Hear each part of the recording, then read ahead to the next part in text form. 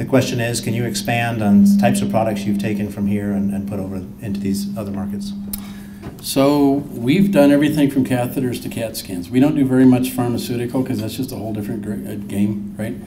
You start somebody on a statin, you have to keep them on a statin the rest of their life.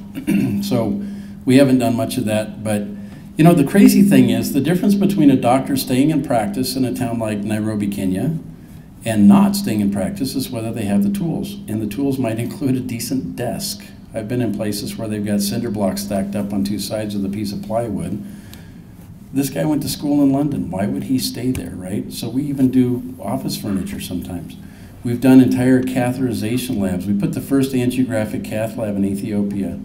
There's about 15,000 little kids who die from untreated strep throat every year in that country.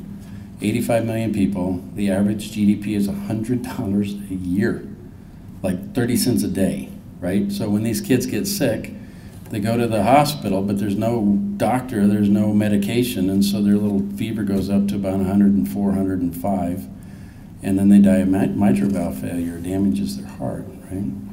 So I met this doctor who had this crazy vision of putting a heart hospital in Addis Ababa, Ethiopia, and he needed a cath lab. Well, that's like $1.5 million, you know?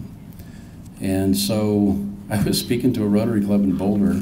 This guy named Daryl Brown comes up after Rotary and he says, I work for Boulder Community Hospital. We have an angiographic cath lab. We're going to take it out. And I said, awesome. Can I come see you? Cost those people $10,000 extra to take it out, bit by bit, bolt by bolt, but they did. God love those people. And we boxed it up and we shipped it over to Ethiopia and installed it. And we figured that probably we're saving 2,500 of those little kids every year now with that operating theater and stuff. And then Boulder did a really crazy thing. They called us up about a year later and said, you know the other one? We're changing that one out too, so you can have that one. So now there's 2 of them in Addis Ababa, saving people's lives. That's pretty sophisticated.